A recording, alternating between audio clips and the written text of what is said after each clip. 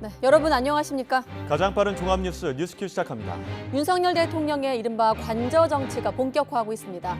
여당 지도부와의 만찬 회동 포함해서 주말 거친 정국, 오늘은 해설위원 분석으로 이어가겠습니다. 오늘 밤 16강의 길목에서 우리 대표팀 가나와의 혈투가 예정돼 있습니다. 출전 명단 예상해보고 가나와의 전력 분석하겠습니다. 이번 월드컵을 왜 가장 비싼 월드컵이라고 부르는지도 함께 소개합니다. 네, 월요일 뉴스큐 닷새째로 접어든 화물연대 파업 현장으로 가보겠습니다. 물류 차질이 현실로 다가오면서 자동차, 철강, 정유업계 등 산업 전반의 피해가 속출하고 있습니다. 현장 연결합니다. 이윤재 기자. 네, 포항 철강산업단지에 나와 있습니다. 네, 포항하면 전국에서 물동량이 5번째로 많은 곳으로 알고 있는데 지금 상황 어떻습니까? 네, 제가 나와 있는 곳은 화물연대 포항 지역본부가 파업을 펼치고 있는 현장입니다. 지금도 제 뒤로 보이는 것처럼 노조원들이 도로가에 천막을 치고 농성을 벌이는 모습을 확인할 수 있습니다. 또 이곳 주변에는 운송에 나서야 할 화물차들이 길게 늘어선 모습도 볼 수 있습니다. 이곳과 가까운 교차로에는 노조원들이 파업에 참여하지 않는 화물차를 대상으로 파업 참여 독려를 하는 모습도 볼 수 있었습니다. 이곳 포항은 전국에서 물동량이 5번째로 많은 곳입니다. 산업 전반에 쓰이는 철강 제품이 전국으로 이동하는 출발점인데요. 파업이 닷새째 이어지면서 물류 차질이 심각해지고 있습니다. 포스코에서는 태풍 피해 복구 작업이 늦어지고 있고 현대제철이나 동국제강 또 세아제강 등은 제품 출하를 중단했습니다. 그나마 대기업은 아직 버틸 여력이 남았지만 중소업체들은 제품 출하가 막히면서 생산이 중단되고 자금 운용마저 어려운 곳도 적지 않습니다. 이번 주부터는 산업계 전반에서 피해가 본격화할 거라는 분석이 많습니다. 시멘트 출하량이 급감하면서 레미콘 생산은 거의 멈췄고 연쇄 충격으로 건설 현장은 사실상 개점 휴업 상태에 빠졌습니다. 시멘트협회와 건설협회 등은 오늘 오전 공동성명서를 내고 파업을 중단하고 현장으로 복귀해달라고 촉구했습니다. 완성차 업체는 신차 탁송이 중단돼 직원이 생산된 차를 직접 운전해 옮기는 상황이고 정유사를 드나드는 유조차도 멈춰 주유소 기름 공급도 끊길 판입니다. 항만 분류에도 비상이 걸렸는데요. 경기 의왕 내륙 컨테이너 기지는 군 수송 차량 5대를 투입해 긴급 화물 수송에 나섰습니다. 경찰은 비조합원 운송 방해, 물류기지 출입구 봉쇄 등 불법 행위는 현장 체포를 원칙으로 엄정 대응하겠다고 강조했는데요. 앞서 지난 25일 포항 남부경찰서는 이곳 주변에서 운행 중이던 화물차를 막아 세우고 노조원이 아닌 운전자에게 욕설 등을 한 노조원 2명을 업무 방해 혐의로 입건해서 조사하고 있습니다. 지금까지 포항 철강산업단지에서 YTN 이윤재입니다.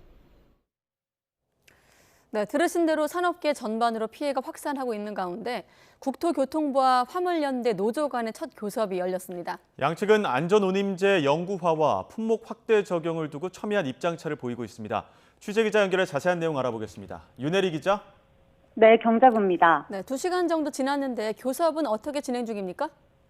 네, 오후 2시부터 정부 세종청사에서 열린 국토부와 화물연대 노조 간 첫 교섭이 2시간째 이어지고 있습니다. 이 자리엔 국토교통부 물류정책관과 화물연대 노조 관계자 등 10여 명이 참석했습니다. 양측 간 최대 쟁점은 화물차 기사에게 최소한의 운송료를 보장하는 안전운임제 영구화와 품목 확대 적용입니다. 이 제도는 컨테이너와 시멘트 화물차 차주에게만 올해 말까지 한시적으로 도입됐는데 화물연대 노조는 안전운임제 적용 품목을 철강제와 자동차, 위험물, 사료, 택배 등 5개로 확대해달라고 주장하고 있습니다. 정부는 안전운임제 일몰제를 3년 연장하되 적용 품목 확대에 대해선 물류비 상승으로 이어질 수 있어 논의가 필요하다는 입장입니다. 화물연대 집단 운송 거부 철회를 요구하는 강경한 입장도 굽히지 않고 있는데요. 국토부가 오늘 오전 육상 화물 운송 분야 위기 경보를 경계에서 최고 단계인 심각으로 상향하면서 화물연대 노조원들이 강제로 업무에 복귀하도록 하는 업무 개시 명령 발동 조건이 갖춰졌습니다. 화물연대 노조 측은 업무 개시 명령이 발동되면 파업 강도를 높일 수밖에 없다고 예고한 바 있어 첫 교섭 자리에서 양측이 이견을 좁히기가 쉽지 않을 전망입니다. 화물연대 노조의 집단 운송 거부가 닷새째 이어지면서 산업계 전반의 피해도 커지고 있는데요. 오늘 오전 10시 기준 전국 12개 항만 컨테이너 반출입량은 평소 대비 20% 수준으로 급감했고 내일부턴 전국적으로 레미콘 생산이 중단되면서 공사 현장에서도 차질이 발생할 걸로 예상됩니다. 지금까지 경제부에서 전해드렸습니다. 서로 강경한 분위기 속에서 화물연대와 국토부의 교섭이 시작이 된 가운데 업무 개시 명령 안건이 내일 국무회의에 오릅니다. 윤석열 대통령이 국무회의를 직접 주재하기로 했는데요. 윤 대통령은 노동 문제는 법과 원칙을 확실히 정립해야 한다고 강조했습니다. 취재기자 연결합니다. 박소정 기자. 네, 정치부입니다. 네, 업무 개시 명령이 이번 국무회의 안건에 들어갈 것인가 관심이었는데 결정이 됐습니다. 그렇습니다. 대통령실에서 오전 10시 30분쯤 홍보수석 명의의 서면 브리핑을 냈는데요. 윤석열 대통령이 내일 국무회의를 직접 주재할 것이고 이 자리에서 업무 개시 명령을 심의한다고 밝혔습니다.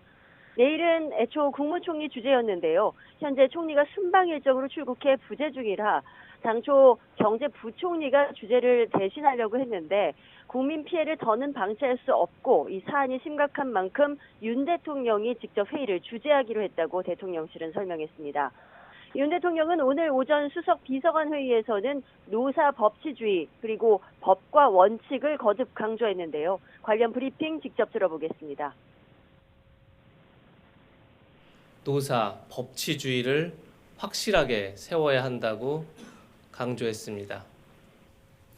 노측의 불법행위든 사측의 불법행위든 법과 원칙을 제대로 세워야 한다는 것이 윤 대통령의 입장입니다. 결국 노동시장 이중 구조의 피해자들을 위해서라도 법과 원칙을 바로 세우는 노사 법치주의가 그 어느 때보다 중요하다고 강조한 것입니다. 이어 윤 대통령은 국민 경제를 볼모로 한 노조의 불법과 폭력은 국민의 일자리를 빼앗는 결과로 이어지며 이로 인해서 피해를 보는 건 노동시장 이중구조에 시달리는 저임금 노동자들이라고도 지적했습니다. 오늘 오후 2시부터 화물연대와 국토부 사이 파업 이후 첫 교섭이 시작됐는데 이런 시점에서 업무 개시 명령 심의를 예고한 건 강한 압박의 의미를 담은 것으로 풀이됩니다. 다만 모든 업종에 한꺼번에 업무 개시 명령을 내리기보다는 시멘트나 레미콘 같은 피해가 당장 커지는 업종부터 단계적으로 명령을 발동할 가능성이 큽니다. 이 명령 발동 시기도 내일 국무회의에서 심의합니다. 일정 기한을 정해서 현장 조사와 업무 개시 명령을 하겠다고 통보한 뒤 국토부 직원이 해당 사업장을 방문해 운송 거부를 확인하면 명령을 내리게 되고 그 다음 날부터 업무 개시 명령이 발효되게 됩니다. 이 업무 개시 명령은 화물연대 노조원들을 강제로 업무에 복귀하도록 하는 것으로 국토부 장관이 국무회의 심의를 거쳐서 발동할 수 있는데요. 만약 이번에 내려진다면 지난 2004년 당시 화물차 운수사업법 개정안에 업무 개시 명령 개념이 도입된 이래 첫 사례가 됩니다. 정부는 명령을 따르지 않으면 법적 조치에 들어간다는 입장인데 이럴 경우 화물연대 측이 법원에 명령 무효를 주장하며 가처분 신청을 제기할 수 있습니다.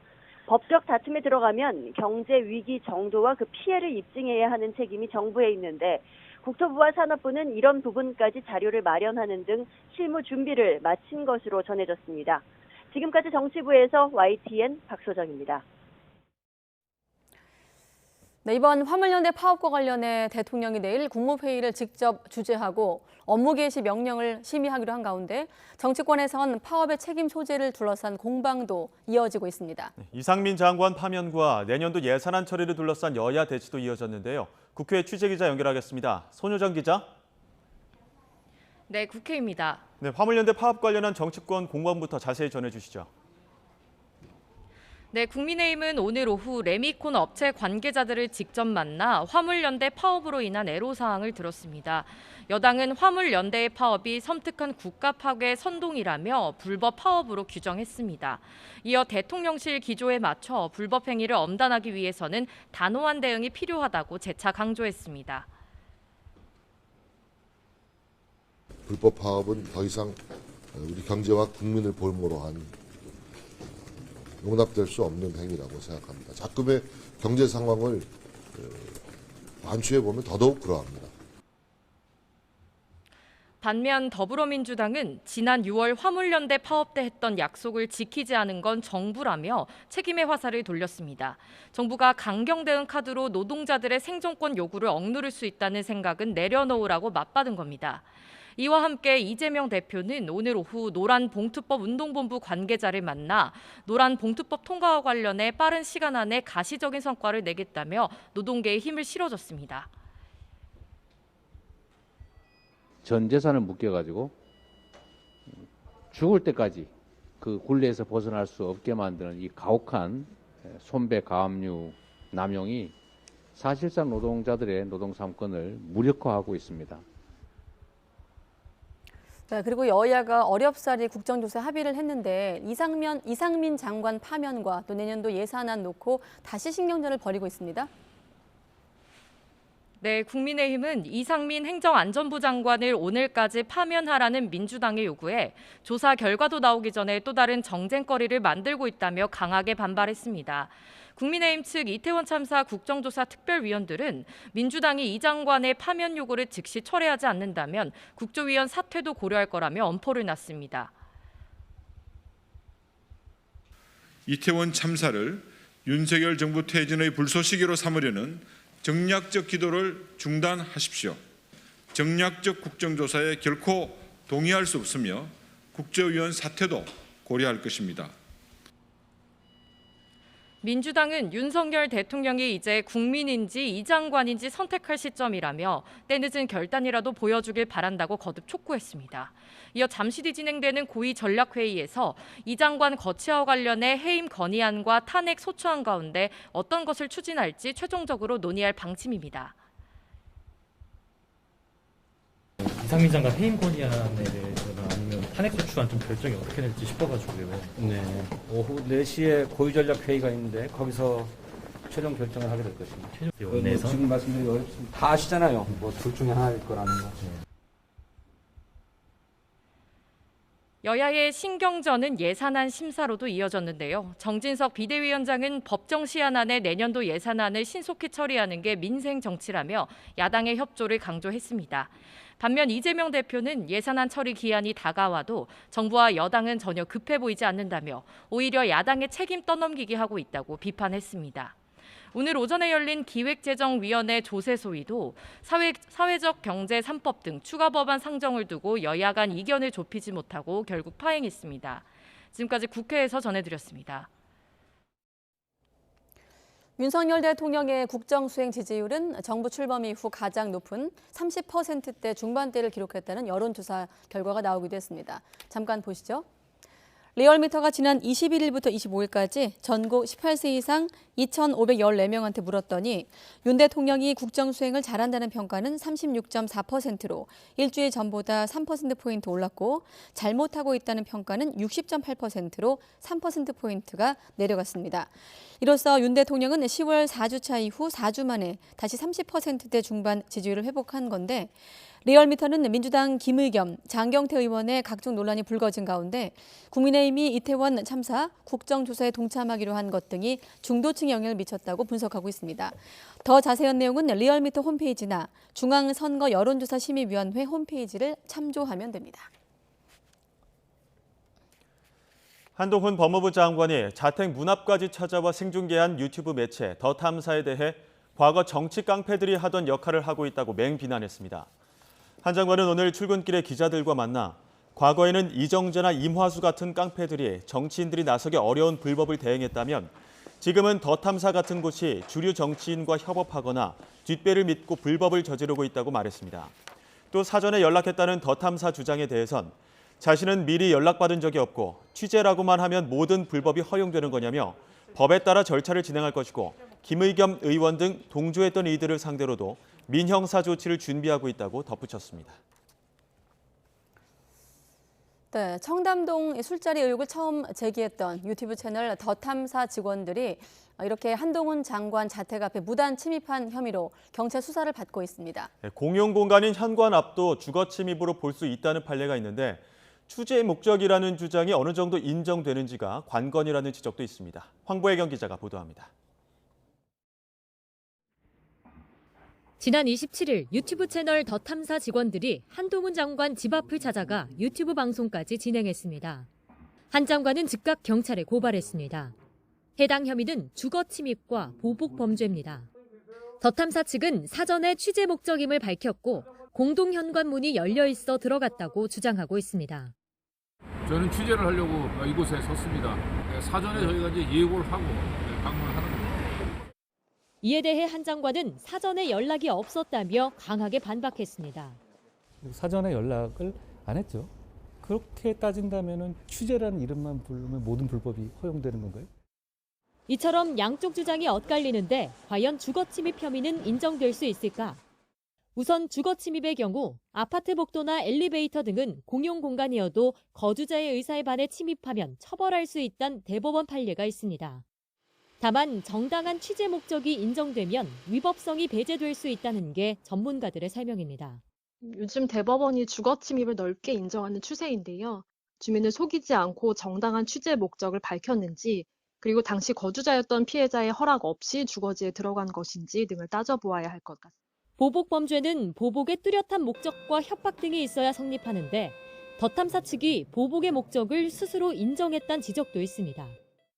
기습적으로 압수수색을 했던 그 기자들의 마음이 어떤 건지를 한번 한동훈 장관도 좀 공감을 좀 해보라고 하는 차원에서 저희가 다만 이 역시 취재 목적이라고 주장할 경우 다툼 여지가 있고 어느 부분이 협박에 해당하는지도 따져봐야 할 점입니다. 고발장을 접수한 경찰은 법과 원칙에 따라 해당 사건을 엄정하게 수사하겠다는 원론적인 입장만 밝혔습니다. YTN 황보혜경입니다.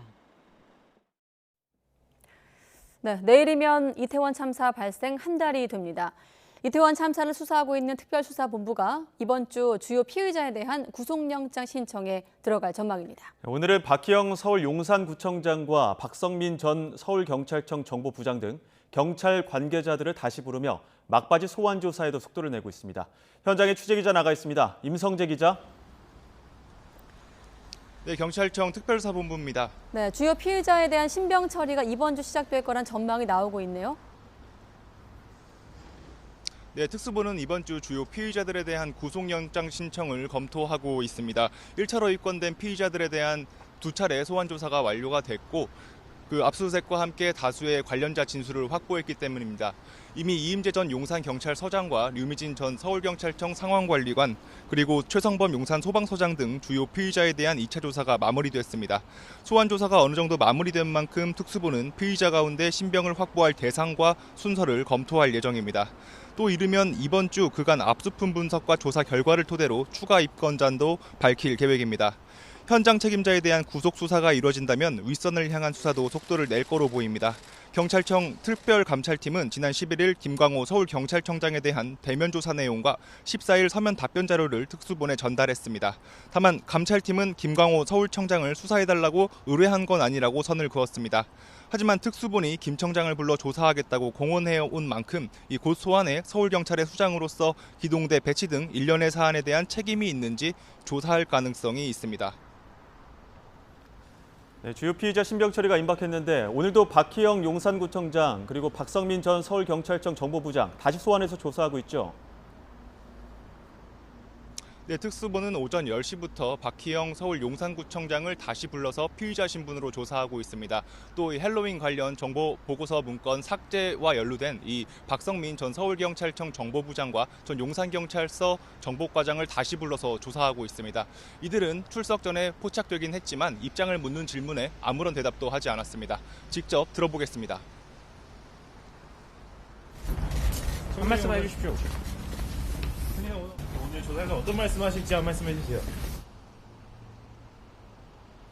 우선 박 구청장은 헬로윈 기간 이태원 일대 안전사고 예방 대책 마련을 소홀히 하고 이 참사 상황에 부적절하게 대처한 혐의를 받습니다.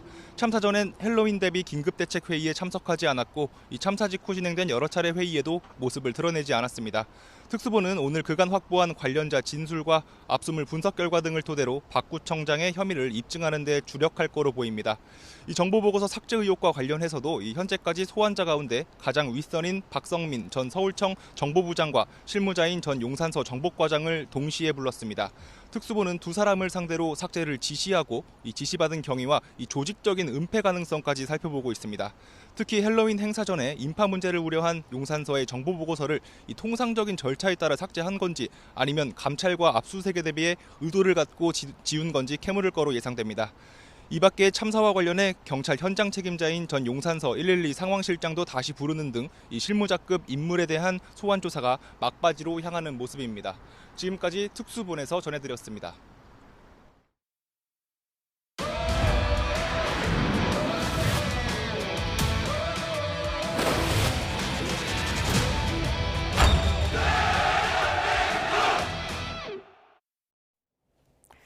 네, 이제 한 5시간여 남았네요. 우리나라 월드컵 축구 대표팀이 오늘 밤 가나와 조별리그 2차전을 치릅니다. 16강으로 가기 위한 길목에서 물러설 수 없는 경기입니다. 네, 오늘 김민재 선수가 나오느냐가 또 하나의 큰 변수가 될 것으로 보입니다. 카타르 현지에 나가 있는 취재기자 연결합니다. 김동민 기자.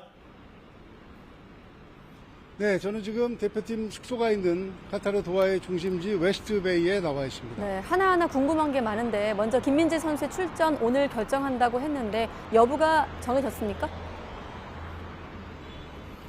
네, 김민재 선수의 출전 여부는 오늘 가나전 출전 선수 명단이 발표될 때까지 기다려봐야 할 것 같습니다.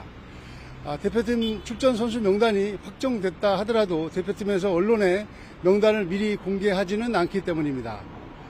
명단 발표를 기다려봐야 되겠지만 김민재 선수의 종아리 부상이 그렇게 심한 편은 아니었고 어제 회복 훈련에도 참가한 만큼 김민재 선수가 가나전에 출전한 가능성은 크다고 볼 수 있을 것 같습니다. 김민재 선수가 있느냐 없느냐에 따라서 수비의 무게감이 많이 달라집니다. 만약에 김민재 선수가 나오지 못하게 된다면 권경원, 조유민 선수가 뒤를 바치고 있습니다. 황희찬 선수의 결장은 아쉽습니다. 훈련에는 참가했는데 햄스트링 부상이기 때문에 아직 전력 질주할 수 있는 상태는 아닌 것으로 보입니다. 우루과이전에서 좋은 경기를 보여준 나상호 선수나 이강인 선수가 가나전에서도 중용될 가능성이 커 보입니다.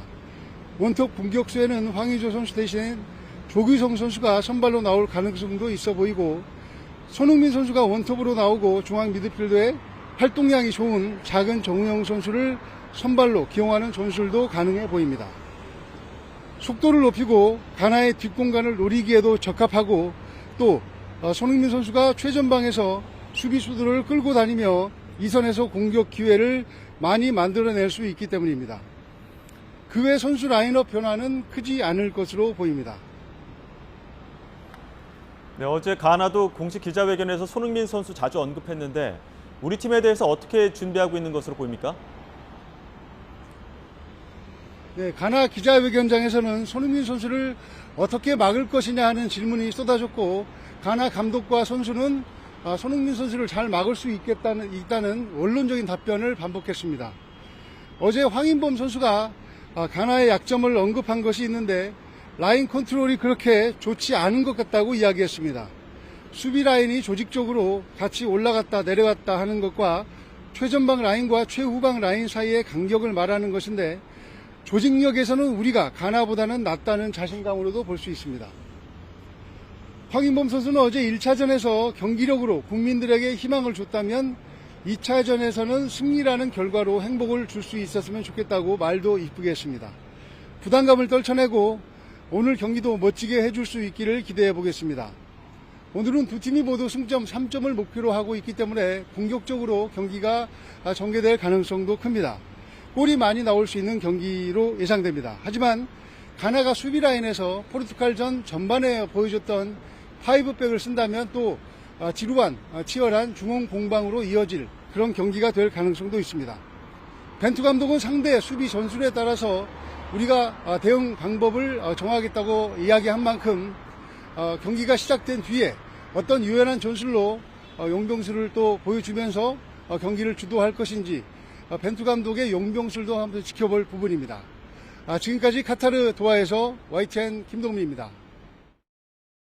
네, 말도 이쁘게 한 황인범 선수 얘기는 잠시 뒤에 또 하기로 하고 일단 오늘 밤 가나전이 온통 관심이긴 한데 다른 경기도 좀 보겠습니다. 이른바 죽음의 조, 최고의 빅매치로 꼽히고 있는 독일과 스페인의 대결은 무승부로 끝났습니다. 네, 일본은 코스타리카에 져 2주에서 16강에 갈 주인공이 누가 될지는 안개 속에 빠졌습니다. 보도에 이지은 기자입니다. 벼랑 끝에 몰린 독일이 소중한 승점을 챙겼습니다. 스페인 모라타의 선제골을 내줬지만 필크루크가 동점골을 터뜨려 무승부를 기록했습니다. Both teams actually did a very good job today, so I think result is fair and still a chance for both teams to advance into the next round. 일본은 코스타리카에 일격을 당해 0대1로 졌습니다. 죽음의 조로 불리는 2조의 16강 주인공은 여전히 안개 속입니다. 1승 1무를 거둔 스페인이 선두를 지키고 있는 가운데 일본과 코스타리카가 2, 3위, 독일이 4위로 16강 티켓을 놓고 최종전까지 경쟁하게 됐습니다. 36년 만에 본선 무대를 밟은 캐나다는 67초 만에 역사적인 월드컵 첫 골을 넣었습니다. 하지만 지난 대회 준우승팀 크로아티아는 무려 4골을 쏟아부으며 승리를 가져갔습니다. It was the first best 5 minutes of Canadian football history. Scoring Davies 2 minutes in, it was amazing. 피파 랭킹 2위 벨기에를 꺾는 이변을 일으킨 모로코. 벨기에와 네덜란드에서 승리를 축하하던 모로코 팬들은 차량을 불태우는 등 난동을 벌였습니다. YTN 이지은입니다. 네, 그런데 코스타리카에 패한 일본에서 모리아스 감독 책임론이 떠오르고 있습니다. 독일전과 비교해 선발 5명을 바꾼 책임을 묻는 건데 정작 모리아스 감독은 교체를 후회하지 않는다고 말해 논란을 부채질했습니다. 김철희 기자가 보도합니다. 코스타리카에 불의의 일격을 당한 일본. 한때 8강까지 넘본다는 말이 나왔지만 당장 16강 진출을 걱정해야 할 처지가 됐습니다.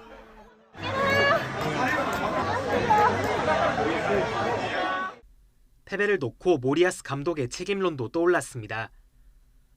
승리한 독일전 선발 멤버에서 5명을 대거 바꿔 2차전 선발 라인업을 짠 게 패착이라는 지적입니다.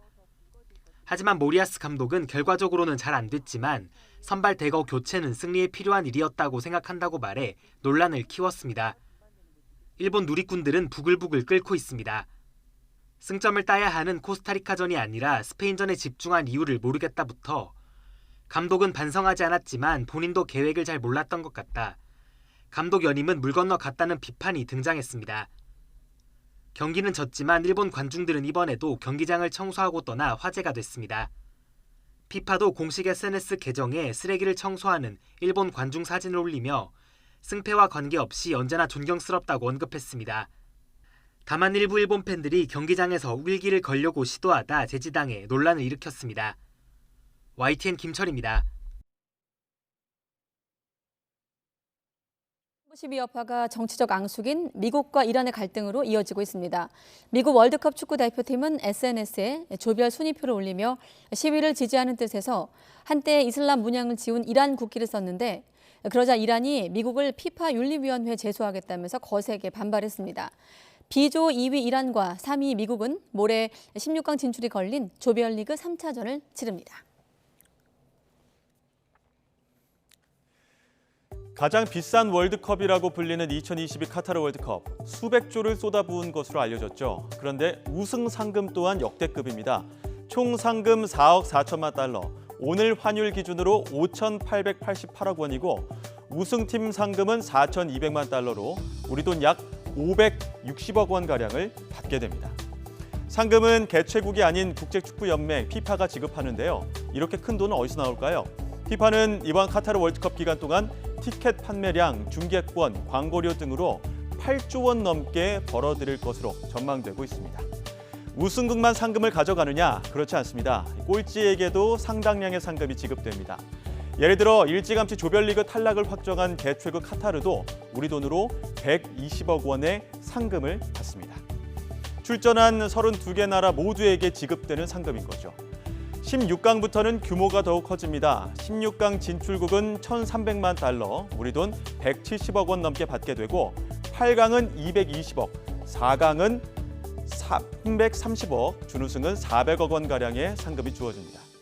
피파는 월드컵에 선수를 보낸 전 세계 축구 구단에도 보상금을 지급합니다. 예를 들어 우리 팀 주장 손흥민 선수를 포함해 우루과이전에 뛰었던 벤탄쿠르와 잉글랜드 해리케인 등이 소속된 토트넘에 보상금을 지급하는 건데요. 우리나라 전북 FC 포함 선수들의 소속팀에 지급되는 보상금이 3천억 원이 넘습니다. 우리 선수 한 명 한 명에게 돌아가는 포상금도 있습니다. 국내 축구협회에서 지급하는 상금인데요. 일단 엔트리에 들어간 선수 26명에게 기본 포상금 2천만 원이 주어지고 16강에 진출하면 1억 원, 8강 진출 시 2억 원의 포상금이 지급됩니다. 이른바 가장 비싼 월드컵에서 반드시 잡아야 16강을 바라볼 수 있는 가나전. 고물가 등 복합 위기를 겪는 국민에게도 또 선수들에게도 푸짐한 감동의 결과로 이어질지 운명의 시간은 다가오고 있습니다. 네, 아까 윤혜리 기자를 연결할 때만 해도 교섭이 진행 중이었는데 관련 속보가 들어왔습니다. 지금 시각이 4시 22분인데 3시 50분에 종료가 됐다고 하네요. 자, 화물연대와 국토부 간의 1차 교섭이 끝났고 타협점을 찾지 못했다라는 속보가 들어왔습니다. 3시 50분 종료, 2시간 가까이 교섭이 진행이 됐는데 결국 타협점은 찾지 못했습니다. 화물연대 입장을 잠깐 소개하면 국토부 차관이 교섭 마치기도 전에 자리를 떠났다라는 게 화물연대 입장입니다. 양측이 정부와 화물연대 측이 좀 강경한 입장을 보였었는데 이런 대목에서도 강경한 분위기가 전해집니다. 다만 수요일에 모레네요. 정부 세종청사에서 2차 교섭을 벌일 예정입니다.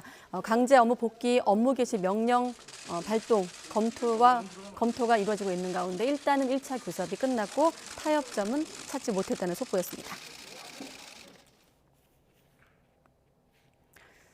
네, 다시 월드컵 이야기로 돌아와서 오늘 이 가나전을 맞아서 전국에서 거리 응원이 열리는 가운데 경찰이 기동대와 특공대를 투입해서 안전관리에 나섭니다. 경찰청은 경찰관 316명과 기동대 14개 부대, 특공대 32명을 거리 응원 현장에 배치한다고 밝혔습니다. 경찰은 전국 6곳에서 모두 3만 9천여 명이 거리 응원에 나설 것으로 추산되고 있는데 특히 서울 광화문 광장에는 3만 명이 넘게 모일 것으로 보고 인력을 집중 투입할 계획입니다. 네, 이렇게 경찰이 안전관리에 나선다는 소식 먼저 들으셨는데 중부지방에선 특히 우비와 따뜻한 옷차림도 필요하겠습니다. 천둥과 돌풍을 동반한 요란한 비가 예고돼 있습니다. 비가 그치고 나면 찬바람과 함께 첫 한파도 찾아온다는 예보 나와 있습니다. 취재기자 연결해서 날씨도 알아보죠. 정혜윤 기자. 네, 문화생활과학부입니다. 네, 일단 월드컵은 이제 16강으로 가기 위한 중요한 고비인데 거리 응원에 요란한 비가 예상되네요. 네, 그렇습니다. 비는 전국적으로 예보됐지만 남부보다는 중부에 더 강한 비가 내립니다. 오전에 잠시 비가 소강 상태를 보였지만 오후부터 다시 비가 내리고 있고요. 빗줄기는 밤부터 더 굵어질 것으로 보입니다. 네, 특히 밤 8시와 9시 사이에 시간당 10mm 안팎의 강한 비가 내리고 돌풍과 천둥, 번개가 동반되는 곳도 있겠습니다. 거리 응원 준비하시는 분들은 우의나 우산 챙기셔야겠고요. 기온은 15도 정도로 낮지는 않지만 바람 탓에 쌀쌀하게 느껴질 수 있는 만큼 따뜻한 복장도 필요합니다. 반면 이 가나와의 2차전이 예정된 카타르는 현재 시각이 오전 10시쯤인데요. 이 날씨는 맑지만 기온은 빠르게 오르고 있습니다. 한낮에는 30도, 경기가 시작되는 오후 4시쯤에도 28도 정도로 더운 날씨가 예상됩니다. 네, 그런데 이번 비가 그치고 나면 본격적인 겨울 한파도 예상된다는 거죠? 네, 그렇습니다. 이번 비는 본격적인 겨울의 시작을 알리는 비입니다. 네, 그동안 비교적 온화한 가을 날씨였는데 이번 비로 계절이 바로 한겨울로 넘어가겠습니다. 네, 비는 내일 오후부터 그치겠는데 이후 찬바람이 불면서 날씨가 추워질 것으로 보입니다. 네, 그리고 11월의 마지막 날인 모레는 서울 아침 기온이 영하 8도, 12월의 첫날인 목요일에는 영하 9도까지 곤두박질하겠습니다. 내륙 곳곳에 첫 한파경보가 내려질 가능성이 크고 서해안과 제주도에는 첫눈이 내릴 것으로 보입니다. 갑자기 추워지는 날씨에도 대비하셔야겠습니다. 지금까지 문화생활과학부에서 YTN 정혜윤입니다. 네, 앞서 들으신 대로 우리 대표팀의 월드컵 2차전 가나전이 오늘 밤 열립니다. 이번 경기는 16강 진출을 위한 최대 분수령이 될 전망인데요. 카타르 현지에 있는 박문성 해설위원 연결해서 우리 대표팀 분위기 그리고 필승 전략 들어보겠습니다. 위원님 나와 계십니까? 네, 안녕하세요. 카타르에 있는 박문성입니다. 네, 안녕하십니까. 혈투, 운명 네. 이런 단어 등장하니까 점점 더 긴장감이 느껴지는데 이제 한 5시간 반 정도 남았습니다. 언론에서 이렇게 네. 분수령, 운명의 2차전 이러는데 어떤 부분에서 좀 중요한 건가요? 우리가 첫 경기 우루과이 경기를 상당히 잘했습니다. 하지만 이제 결과물은 0대0 무승부였기 때문에 우리가 승점을 더 벌어야지만 우리가 16강 진출을 좀 바라볼 수 있겠죠. 16강에 가기 위해서는 최소로 우리가 얻어야 될 것이 1승 1무 이상은 해야 되겠죠. 지금 우리가 이제 1무를 갖고 있고 이제 승리를 추가해야 되는데 이번 경기 끝나게 되면 조별리그 마지막 상대는 호날두 선수가 있는 포르투갈입니다. 그러니까 이번 가나 경기를 이겨서 일단 1승 1무를 만들어 놓고 포르투갈과 싸워야 되기 때문에 이번 경기가 16강을 가기 위한 아주 중요한 경기다 이런 얘기를 하고 있습니다. 예, 중요한 경기 앞두고 있기 때문에 지금 우리 대표팀 어떤 표정일지도 궁금한데 우루과이전에서 선전했던 만큼 분위기는 좀 상당히 밝은 편이라고요. 네, 근데 두 가지의 흐름이 있는 것 같아요. 하나는 우리 선수들이 내용적으로 우루과이 경기를 잘 싸웠고 승점 1점을 벌었기 때문에 할 수 있다라고 하는 자신감을 갖고 있는 것은 분명한 사실입니다. 그래서 훈련장에서의 분위기도 좀 밝고 뭐 해보자라고 하는 자신감도 좀 넘쳐 있는 건 사실인데, 근데 또 한편으로는 경계심을 풀지 말아야 된다라는 생각을 갖고 있습니다. 네. 가나가 피파 랭킹은 이번 월드컵에 출전한 팀들 중에 가장 낮은 건 사실이지만 포르투갈과의 1차전 경기를 놓고 보면 포르투갈을 상대로 해서 2골을 넣었던 팀이죠. 개개인들의 능력이 뛰어나고 그리고 우리가 언제나 월드컵 같이 큰 무대에서는 조금이라도 방심할 경우 좀 무너졌던 경험이 있기 때문에 1차전 우루과이 경기에서의 경기력에 대한 자신감은 있지만 가나 경기를 앞두고 우리가 방심하면 안 된다, 늦추면 안 된다, 이런 이제 두 가지의 흐름이 우리 대표팀에 있습니다. 네, 대표팀 표정도 좋고 또 박문성 해설위원의 표정에서도 긍정적인 좀 분위기가 느껴지는데 축구 팬들 보시면서 좀 안심하실 것 같은데 그래도 이제 우려되는 것 가운데 하나가 부상 아니겠습니까? 특히나 이제 뭐 수비 핵심인 김민재 선수 얘기를 지금 많이 하고 있는데 어떻게 좀 예상이 될까요? 김민재 선수의 이번 가나와의 경기의 출전 여부는 외부에서는 확인할 수가 없고요. 제가 안다고 하더라도 말씀드릴 수가 없습니다. 왜냐하면 이것은 우리를 상대할 가나에겐 굉장히 중요한 정보가 되겠죠.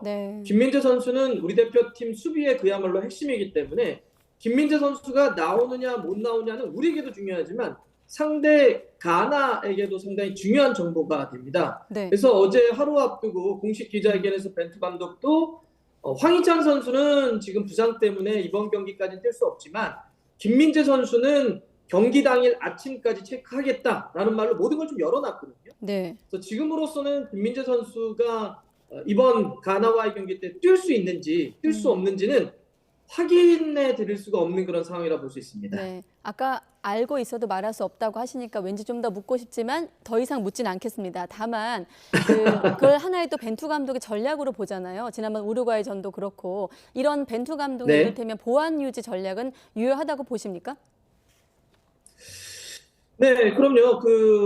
이게 월드컵이라고 하는 게 지금 1차전, 2차전 조별리그들이 갖고 있는데 확실히 이번 월드컵에서도 나타나는 특징 중에 하나는 감독이 참 중요하구나, 축구에서. 감독이 어떠한 전술을 짜고 상대에 맞춰서 어떻게 대응 전략을 짜고 이런 것들에 따라서 희비가 갈리고 있습니다. 바로 어제 경기였죠. 일본만 보더라도 감독이 무리하게 선발 라인업을 1차전, 2차전을 절반을 바꾸다 보니까 팀이 완전히 엉클어져서 결과적으로는 무너졌고 일본이 16강 진출을 장담할 수 없는 그런 흐름으로 갔는데 감독들의 이러한 선택들 또 어떤 정보전 이런 것들은 현대 축구가 점점 올라갈수록 매우 더 중요한 포인트다 이렇게 말씀드릴 수 있습니다. 그렇군요. 공격진도 한번 살펴봐야 될 것 같습니다. 황희찬 선수 부상이 여전히 아쉬운 부분이긴 하지만 나상호, 이강인 선수 지난 경기에서 굉장히 인상적인 모습 보여줬거든요. 이번 경기 어떻게 예측하십니까? 네, 이번 경기는 가나의 특징을 좀 봐야 될 것 같아요. 가나가 수비에 아마티, 지쿠, 살리수와 같은 선수가 지금 배치되어 있는데 살리수는 굉장히 힘이 좋습니다. 딱 보더라도 막 전사와 같은 느낌을 갖고 있는데 근데 이제 약점은 발이 좀 느립니다. 그래서 뒷공간을 얻어맞아서 실점을 하는, 그래서 포르투갈 경기 때도 호날두에게 PK를 내줬던, 뒤늦게 태클 들어가서 내줬던 선수가 살리수입니다. 전체적으로는 3골이나 내줬었는데 가나가요. 우리도 그러면 빠른 공격이 좀 중요하겠죠. 그래서 지금 나오고 있는 얘기는 나상호 선수의 빠른 뒷공간의 침투, 그리고 손흥민 선수를 약간 지금 컨디션이 떨어져 있는 황의조 선수 대신에 손톱, 그러니까 손흥민 선수를 최전방으로 올리는 방법. 그래서 좀 더 스피드하게 가나의 뒷공간을 노리자 이런 말도 있고요. 또 그렇게 뒷공간을 팔 때 누군가는 패스를 찔러줘야 되겠죠. 네. 그렇다고 한다면 지난번 경기에서 교체 투입돼서 아주 인상적인 활약을 했던 이강인 선수의 활용도 첫 경기 때보다는 시간이 좀 늘 수도 있지 않겠냐 이런 이야기는 나오고 있습니다. 물론 선발보다는 제가 봐서는 교체로서 흔들 수 있는 게 좀 높긴 할 것 같은데 하지만 지금 보면 벤투 감독이 1차전 때도 상대에 따라서 우리의 흐름 변화를 잘 줬고요. 가나에 따라서도 또 어떠한 승부수를 던질 수 있기 때문에 이강인 선수의 깜짝 선발에 대한 가능성도 지금은 배제할 수는 없습니다. 지난번 우루과이전 내용으로 좀 본다면 이강인 선수의 선발에 대해서는 위원님은 어떻게 보십니까? 저는 이강인 선수를 일단 선발이 아닌 교체로 투입한 것은 적절했다고 봅니다. 그건 무슨 얘기냐면 우루과이가 앞에 있는 수아레스와 뒤에 있는 고딘이 30대 중반을 넘긴 선수들입니다. 네. 처음에는 힘이 있기 때문에 압박감도 이렇게 좁혀놓고 잘했지만 시간이 지나갈수록 우루과이의 전체적인 간격이 벌어졌습니다. 벌어졌다는 얘기는 중앙 미드필더 쪽에 공간이 많이 나왔다는 얘기인데 공간이 많이 나오게 되면 그 공간을 정말 헤집고 다니면서 탈압박한 상태에서 멋지게 패스를 해줄 수 있는 우리나라 최고의 자원은 이강인 선수죠. 상대가 벌어지는 틈을 보고 이강인 선수를 넣어서 흔드는 모습이 있었기 때문에 전 이강인 선수의 후반 조커 활용은 좋았다고 보는데요. 이번 가나 같은 경우도 미드필더가 일단 굉장히 좋은 팀입니다. 아스날의 프리미어리그 1위를 이끌고 있는 토마스 파티를 중심으로 해서 미드필더가 아주 강한 팀이기 때문에 힘이 있는 전반전보다는 오히려 힘이 조금 떨어지거나 혹은 득점을 위해서 앞으로 올라올 때 틈이 벌어지면 그때 이강인 선수를 투입하는 것도 전술적으로는 효과적일 수 있다 이렇게 생각을 해봅니다. 예, 여전히 가나가 주목하는 우리 선수는 손흥민 선수일 텐데 마스크 톤으로 지난 경기에서 예열을 마쳤습니다. 과연 이번 경기에서는 골이 터질까요? 골이 터질지까지는 제가 모르겠지만 근데 몸이 그때보단 더 좋아질 것만은 분명할 겁니다. 그러니까 손흥민 선수가 얼굴을 다쳐서 수술을 받았고요. 훈련을 소화하긴 했지만은 지난 우루과이 경기가 공식 첫 경기였습니다. 수술을 받고 재활을 한 다음에 첫 경기부터 바로 잘하기는 어렵죠. 그래도 참 대단한 것이 이렇게 선발로 뛰면서 계속 수비수들을 좀 괴롭혔다라고 하는 데는 역시 손흥민 선수다라고 하는 느낌을 받았는데 하지만 우리가 알고 있는 손흥민 선수의 모든 강점이 다 발휘됐던 경기는 아닙니다. 그래서 지난번 우루과이 경기를 통해서 일단 몸을 좀 더 끌어올린 거고요. 그렇기 때문에 이번 경기가 지난 우루과이 경기 때보다는 더 좋을 것이다.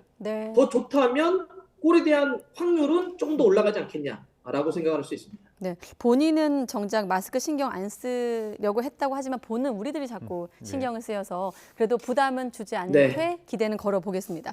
자, 그리고 상대팀 가나 전력도 한번 볼 텐데 역대 전적 비롯해서 지금 나오는 얘기들을 쭉 훑어보면 쉬운 상대는 아닌 것으로 보이거든요. 젊고 빠른 선수가 많아서일까요? 어떻게 좀 분석하고 계십니까? 네, 맞습니다. 그러니까 우리가 두 가지를 하나 봐야 될 것 같아요. 가나 같은 경우는 굉장히 발 빠른 선수들이 많아서 이나키 윌리엄스라고 스페인에서 나고자라는 선수가 있는데 이 선수는 순간 시속이 36km까지 나옵니다. 뛰게 되면. 그다음에 아약스에서 정말 잘해주고 있는 쿠두스라든지 멤버 자체가 좋은데다가 굉장히 발 빠른 선수들이 있습니다. 우리는 물러나서 경기하는 것이 아니라 앞으로 라인을 끌어올려서 경기를 하기 때문에 뒷공간에 대한 염려가 있다. 상대가 빠르니까. 이걸 좀 경계해야 되고요. 두 번째는 가나가 첫 번째 포르투갈 경기 때는 엉덩이를 빼고 뒤로 물러나서 수비적으로 경기했다는 거죠. 그런데 우리와의 경기 때도 그렇게 싸울 것인가? 라는 질문을 던졌을 때는 그러지 않을 수 있다죠. 왜냐하면 가나도 지금 1패를 안고 있기 때문에 우리나라에게 지거나 비기면 탈락 위기입니다. 그러면 가나도 이번에는 매우 공격적으로 라인을 올려 싸울 가능성이 있다는 거죠. 그러니 포르투갈 경기 때 나타났던 가나 전력을 그대로 그냥 우리가 받아들여서 가나는 수비적으로 할 거야. 가나는 물러나서 경기를 해. 이렇게만 생각하지 말고 가나가 올라와서 부닥칠 거라고 하는 걸 생각을 하면서 준비를 좀 해야 되지 않을까 이렇게 생각을 해봅니다. 예. 그러니까 지금 포르투갈과 가나 경기에서는 그 가나의 수비 라인이 굉장히 탄탄하지 않았습니까? 이번에는 그 포르투갈전과는 좀 다른 전략으로 나올 것이다 이렇게 예측하시는 겁니까? 그렇죠. 그러니까 그때는 3백하고 양쪽 윙백해서 5명이 수비 라인 하다가 미드필더 싸움하다가 빠른 카운터를 좀 때리려고 했었는데 이번에는 어찌 보면 굉장히 공격적으로 라인을 끌어올려서 예를 들면 3백이 아닌 4백으로 가고 수비 숫자를 줄이고 공격 숫자를 늘리는 이런 식으로 나타날 수 있기 때문에 네. 가나가 지난번 포르투갈 경기 때도 좀 난타전이 있었는데 이번에도 우리와의 경기 때 굉장히 더 공격적으로 나오면서 더 많은 난타전이 될 가능성도 있다는 거죠. 그러니까 가나가 포르투갈 경기 때 보여줬던 그런 전술, 그런 흐름과는 이번 경기는 다를 것이다. 그러니까 우리가 좀 더 그런 거에 대한 대비를 더 철저히 해야 될 것 같습니다. 네, 이번엔 좀 산수를 한번 해보겠습니다. 대표팀 현재 승점 1점을 확보했고 오늘 이기면 이제 16강 진출에 확실히 유리한 고지를 점하게 되는데 뭐 지는 건 일단 생각하지 말고 만약에 무승부를 거둔다면 어떻게 좀 되는 겁니까? 경우의 수가? 우리가 비긴다면요. 네. 저희 사실 네. 우리가 이제 경우의 수의 민족이기 때문에 이 경우의 수 따지는 거는 굉장히 많은 분들이 잘 하시긴 하는데요. 네. 만약에 이제 비긴다고 한다면 마지막 최종 경기 포르투갈과 경기에서 일단 이겨야 됩니다. 승점 네. 3점을 가지고 비기게 되면 좀 부담감이 커집니다. 그러니까 이번 경기에서 우리가 승부수를 건다라는 생각으로 승점 1점이 아닌 우리도 승점 3점 경기를 하고 포르투갈하고 만났을 때에 이제 그 경우의 수를 따져봐야 되는데, 근데 이제 또 하나 포인트는 우리는 이제 가나랑 붙는데 이제 그 경기가 끝나면 포르투갈과 우루과이가 싸우게 됩니다. 네, 이 경기 결과도 중요한 것이 포르투갈이 가나를 한번 이겼는데 그냥 다 우루과이도 잡아주는 게 좋아요. 우루과이도 다 잡아주면 우리로서는 포르투갈 정도하고만 승점 관리가 되기 때문에 우리도 오늘 가나를 보는 게 중요하지만 그 경기 이어서 치러지는 포르투갈과 우루과이 경기에서도 포르투갈이 그냥 우루과이를 잡아주면 좋다. 이렇게 말씀드릴 수 있습니다. 네. 박문성 의원님, 보통 예측치가 자주 틀리기 때문에 펠레의 저주 빗대서 박펠레라고 자주 불리시지 않습니까? 오늘 승부 어떻게 예측하십니까? 아니 그렇게 물어보시면 제가 뭐라고 대답하기가 어려운데요. 애국 예측하시죠. 뭐 쉽지 않을 것 같습니다. 이렇게 하면 될까요? 쉽지 않을 것 같다. 네, 알겠습니다. 여기까지 듣겠습니다. 네, 우리 대표팀 1차전 워낙 잘 싸워준 만큼 오늘 응원 열기 더 뜨거울 것 같은데요. 기필코 승리를 따내서 우리 선수들 밝은 표정 볼 수 있었으면 좋겠습니다. 박문성 해설위원과 함께 이야기 나눴습니다. 오늘 말씀 고맙습니다. 고맙습니다. 네, 고맙습니다.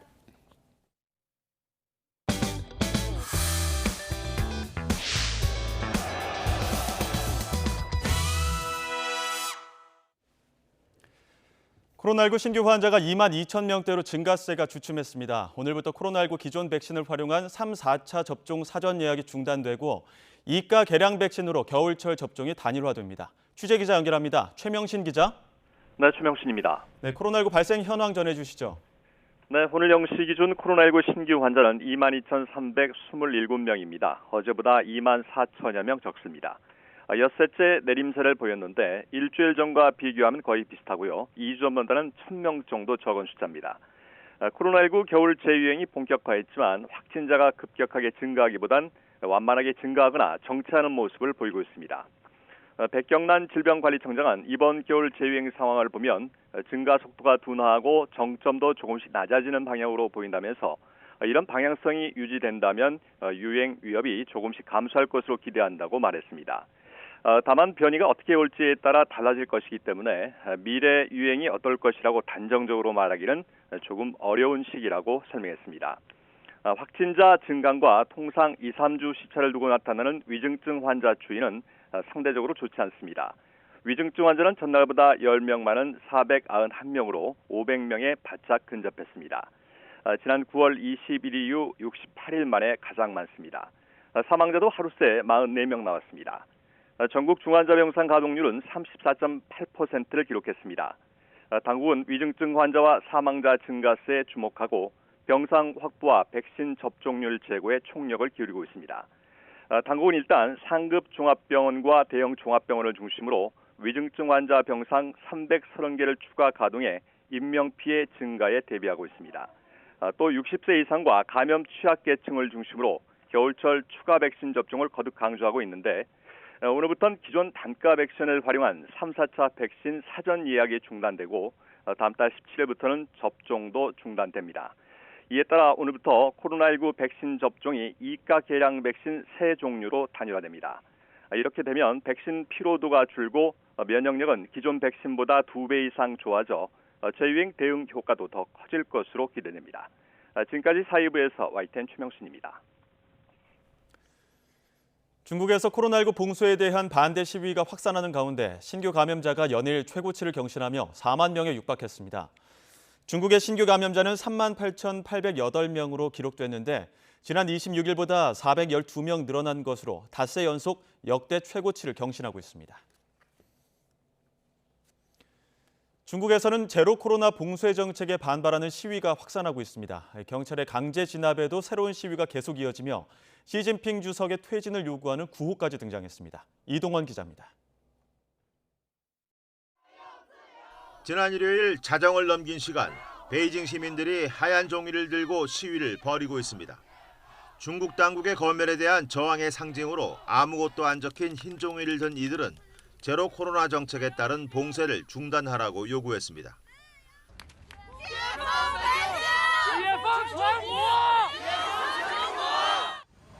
지난 목요일 코로나로 석 달 넘게 봉쇄된 우르무치 아파트 화재로 10명이 숨지며 촉발된 봉쇄 반대 시위가 중국 전역으로 확산하는 양상입니다. 지나친 봉쇄가 피해를 키웠다는 소식에 중국 민심이 들끓고 있습니다. 我认为我们只需要去找到他的这个密接、次密接以及这些有可能感染的人，这就够了。我们不需要去进行全小区的一个大型的这种筛查，我们不需要这种大清洗。 위구르인들이 모여 사는 상하이 우르무치 중루에서는 시위 도중 시진핑 주석의 퇴진을 요구하는 구호까지 등장했습니다.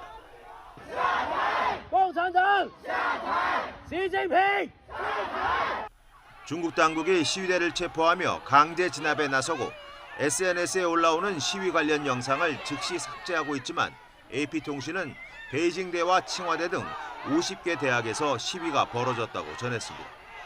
베이징의 한 아파트 단지에서는 봉쇄 조치에 항의하는 주민들의 반발에 봉쇄가 취소됐습니다.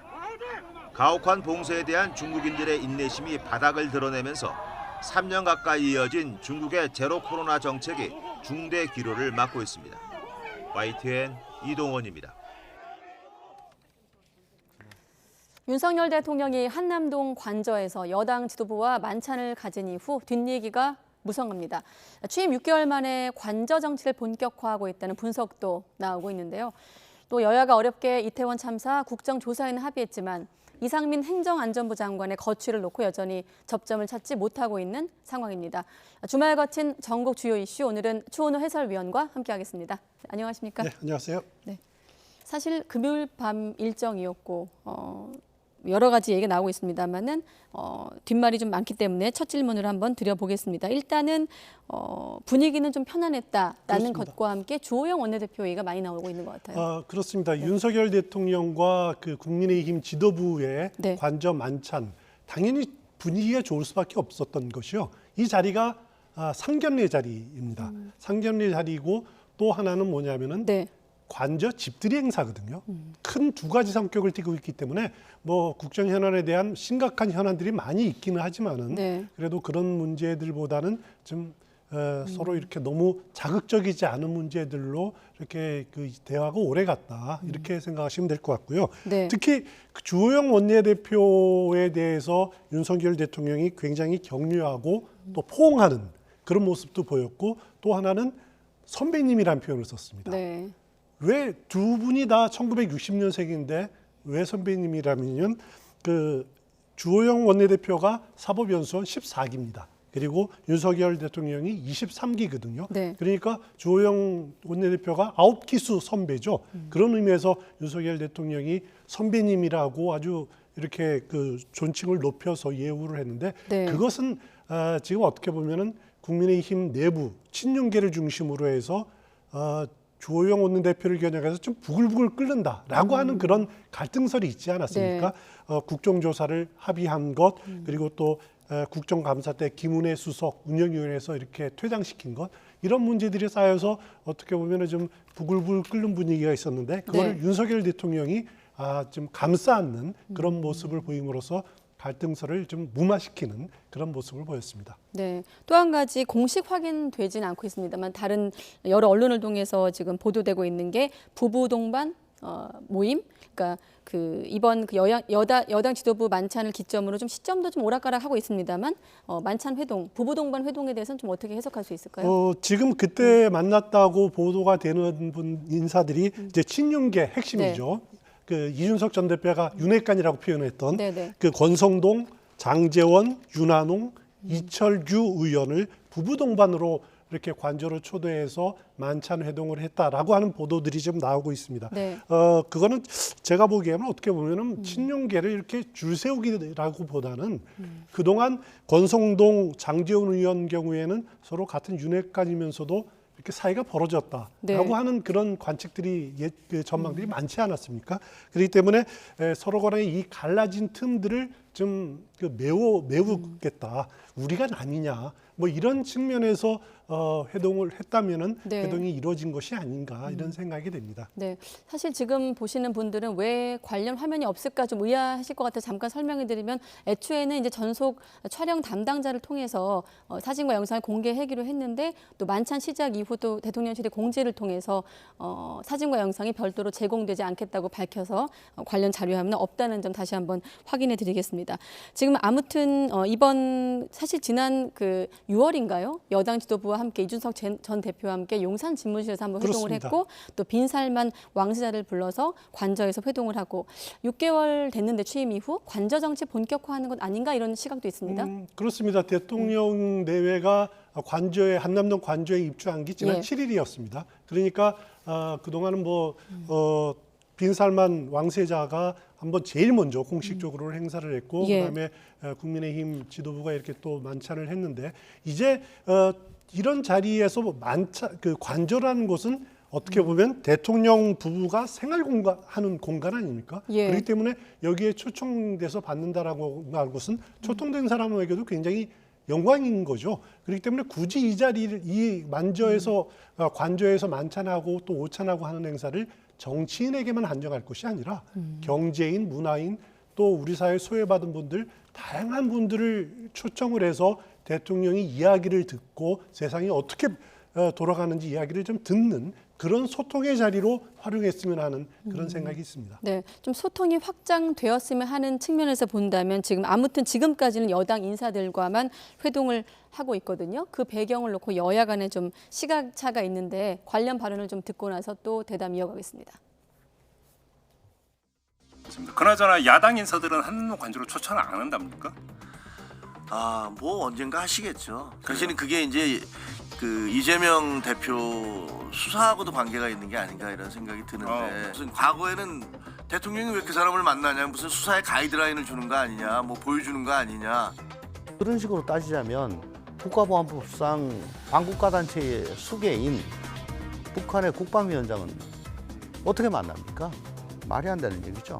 유인태 총장님 말씀처럼 그냥 나는 이재명 인간 자체가 싫다.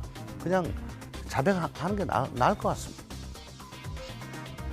여야 의원들 얘기 들어봤는데 둘 중에 어느 쪽이 좀 대통령 의중에 더 가까울 것으로 예상할 수 있을까요? 왜 윤석열 대통령이 이재명 대표를 만나지 않느냐 그 이유를 놓고 일단 윤 대통령이 이재명 대표를 싫어하기 때문이다.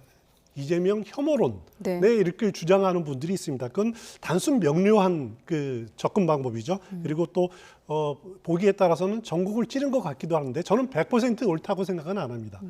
그리고 또 이제 반면에 김종혁 비대위원처럼 지금 이재명 대표가 선거법 위반으로 기소된 피고인이고 또 대장동 사건으로 아직 정식 피의자로 수사받지 않았지만은 하여튼 검찰 수사가 진행 중인 상황에서 대통령이 이재명 대표를 만나면은 면죄부까지는 아니라도 자칫 어떻게 보면은 잘못된 시그널을 주는 것 아니냐. 이렇기 때문에 지금 만나는 것이 부적절하다라고 보는 시각도 있을 겁니다. 하지만 제가 보기에는 대통령실 입장에서 이재명 대표를 지금 안 만나는 가장 큰 이유가 뭐냐면은 지난 9월에 유엔총회를 윤 대통령이 간 적이 있었죠. 그때 대통령실에 밝힌 것은 어떻게 밝혔냐면은 각 당의 지도부가 들어서고 새롭게 구성이 되고 또 귀국 성과를 그러면 이제 공유하겠다라고 이렇게 했습니다. 여야 대표회담을 하겠다라고 했었죠. 근데 그때 성사되지 않은 이유가 뭐냐면은 민주당이 주도해서 박진 외교장관에 대한 해임 건의안을 밀어붙인 거죠. 있죠. 그게 계기가 돼서 대통령실이나 여권 내부에서 어떻게 보면 대화론자 또 운곤론자들의 입지가 줄어들었다. 그 여파가 뭐 이태원 참사를 거치면서 지금까지 계속 대결 국면이 이어지고 있는 상황이 아직은 변하지 않는 상황이다. 그래서 대통령이 국회 시정연설을 할 때도 민주당이 거기 간담회에 참석하지 않지 않았습니까? 그러니까 아직 해소되지 않은 부분들이 있는 거죠. 그렇기 때문에 조금은 더 시간이 필요하지 않느냐.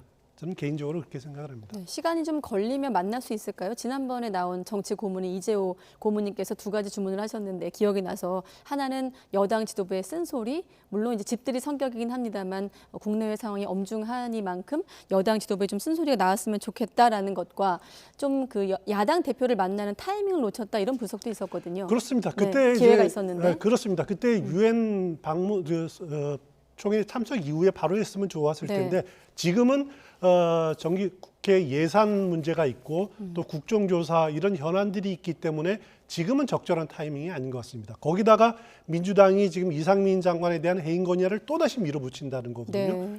대통령 입장에서 가장 그 기분 나빠하고 싫어하는 것이 인사권에 대한 도전입니다. 그러니까 박진 장관 해임 건의안에 이어서 이상민 장관 해임 건의안 또는 탄핵소추안 한다면은 대통령과 이재명 대표와의 만날 시기를 또다시 놓친다. 저는 개인적으로 그렇게 우려를 합니다. 네, 대통령 얘기 나온 김에 지지율까지 살펴보겠습니다. 긍정평가가 일단 3%포인트 오른 점이 좀 눈에 띄는데 일단 상승폭으로만 놓고 보면 정부 출범 이후 최대치라고 하거든요. 그렇습니다. 뭐 지난주 일단 조사 기간이 21일부터 25일까지 여기 좀 여러 가지 이슈가 있었습니다만 어떻게 해석할 수 있을까요? 리얼미터가 매주 월요일마다 그 전주에 그 조사 발표를 나오는데 윤석열 대통령의 국정수행 지지율이 3%포인트 올랐습니다. 36.4%. 인데 이것은 어떻게 보면 이제 그 지난 4주 만에 30% 중반대로 올라간 거고요. 7월 첫 주에 제가 알기로는 37% 그때 기록했고 그때와 거의 비슷했다 이렇게 보시면 됩니다. 지난주에 참 이슈가 많았었죠. 월요일에 도어 스태핑을 중단을 했었고 그리고 목요일에 그 국정조사 합의가 있었죠. 우연히 월요일 도어 스태핑의 그 중단한 그것이 반영이 돼서 화요일 여론조사를 보면 상당히 높습니다. 36.9%까지 올라갑니다. 그리고 목요일에 국정조사 그 계획서가 본회의 통과된 다음 날인 금요일 36.8%로 또 굉장히 높습니다. 그러니까 이 두 가지 일들이 그 대통령의 국정 지지도를 상승시키는 가장 중요한 동력이 아니었느냐. 그런 생각이 됩니다. 그래서 이번 상승이 중도층의 회귀를 알리는 신호인지는 앞으로 정부와 또 여당의 향후 행보에 좌우될 거란 분석 업체의 해석도 있었습니다. 자, 다음은 화물연대 파업 관련한 질문으로 넘어갈 텐데 일단 앞서 속보에서는 국토부와 화물연대 간의 교섭은 첫 교섭이었는데 결렬이 됐고 타협점을 찾지 못한 상황이고 지금 보면 내일 그 업무 개시 명령 관련해 심의를 앞두고 있는 상황까지 왔거든요. 그렇습니다. 좀 총괄적으로 어떻게 보십니까? 오늘 국토부와 화물연대 간에 국토부는 그걸 교섭이라고 표현 안 합니다. 면담이라고 표현합니다. 그런데 하여튼 결렬이 됐고 그러니까 그건 뭐냐면은 정부는 계속해서 안전운임제 3년 일몰제를 연장하겠다라고 하는 주장을 고수하고 그다음에 품목 확대는 안 된다라는 겁니다. 거기서 화물연대는 그렇지만은 그 일몰제를 폐지하고 영구화시켜라 그리고 품목을 확대해야 된다라고 주장하는 입장이 서로 고수했기 때문에 서로 접점을 못 찾았다라는 그런 생각이 들고요. 그러면은 내일 국무회의에서 업무 개시 명령을 내릴 가능성이 뭐 거의 확실합니다. 그러면은 화물자동차 운수사업법에 의해서 국무회의 심의를 거쳐서 그 업무 개시 명령이 내려지면은 만약에 이것을 그 화물연대 측에서 어기면은 따르지 않으면 어떻게 되느냐면은 3년 이하의 징역입니다. 그리고 운수사업권이 면허가 박탈될 가능성도 있기 때문에 정부는 지금 힘으로 밀어붙이겠다라고 하는 확실한 입장을 갖고 있는 것 같습니다. 네, 업무 개시 명령 개념을 좀 정리한 게 있는데 화면에 좀 띄워주시고 사실 지난 7월에도 현안이 있었거든요. 대우조선해양 하청 노조 파업 때도 그랬고 이번에도 그렇고 굉장히 좀 정부 강경한 입장인데 여야 정치권 공방으로도 좀 이어지고 있는 상황이고요. 그렇습니다. 업무 개시 명령은 지금까지 화물연대 파업 가지고 내려진 적은 없습니다. 그러나 이제 이거는 말씀드렸듯이 화물자동차 우선사업법상 업무 개시 명령이고요. 그다음에 재작년에 그 전공의와 또 전임의들이 그 진료 거부를 한 적이 있었죠. 그때는 의료법상 또 업무 개시 명령이 내려진 적이 있습니다. 그때 10명이 고발되고 한 적이 있는데 지금은 아무래도 최초로 업무 개시 명령이 내려지면 이 여파가 어떻게 진행이 될지 그 여건을 가늠하기는 어렵지만은 지금까지 정부의 입장을 보면은 강경 대응하겠다라고 하는 입장은 분명한 것 같습니다. 여기에 국민의힘은 지금 화물연대 총파업은 섬뜩한 국가 파괴 행위다, 선동이다라고 주장을 하면서 그 정치적 목적을 이루려고 하는 거다라고 강경 대응을 주문하고 있습니다. 반면 민주당은 정부 여당이 그동안에 지난 6월에 이렇게 한 차례 파업이 있었는데 그동안 합의를 해놓고 그동안 무엇을 했느냐, 정부 여당 책임론을 지금 강하게 제기를 하고 있습니다. 그래서 업무 그 개시 명령이라는 이런 초강수로 문제를 풀 수 없다라고 정부 또 화물연대 간의 아주 협상에 나올 것을 강력하게 촉구하고 있는 그런 차이가 있습니다. 일단 이 문제는 내일 국무회의 심의 결과 또 수요일 2차 교섭 내용까지 좀 지켜보기로 하고 시간은 거의 다 됐습니다만 예고를 했기 때문에 자 한동훈 장관이 앞서 그 시민 언론 더 탐사가 이제 장관의 거주지를 찾아가서 현관 도어락을 열려 했다는 그 시도와 관련된 내용은 리포트로 대신하기로 하고 관련해서 시간 관계상 한동훈 장관 얘기를 듣고 짧게 추은호 해설위원님 의견까지 듣겠습니다. 네. 탐사 같은 데가 김의겸 같은 주류 정치인과 협업하거나 그 뒷배를 믿고 과거의 정치당패들이 하던 역할을 한 것 같습니다. 청남동 술자리 거짓 선동이라든가 피해자 명단의 무단 공개, 그리고 법무부 장관 차량의 불법 미행, 그리고 법무부 장관 자택의 주거 침해, 이런 것들은 주류 정치인들이 직접 나서서 하기 어려운 불법들이죠. 이걸 그대로 두면 우리 국민 누구라도 언제든지 똑같이 이렇게 당할 수 있다는 무법천지가 되는 건데요. 그렇다면 너무 끔찍한 얘기 같습니다. 민영사단 조치를 제가 준비하고 있다고 말씀드렸고요. 준비 중입니다. 네, 한 장관이 민영사상 조치를 언급했는데 공동주거침해 또 보복 범죄 등 혐의로 경찰에 고발장이 제출된 상황인데 그렇습니다. 지금 한동훈 장관 언급까지 들었거든요. 네.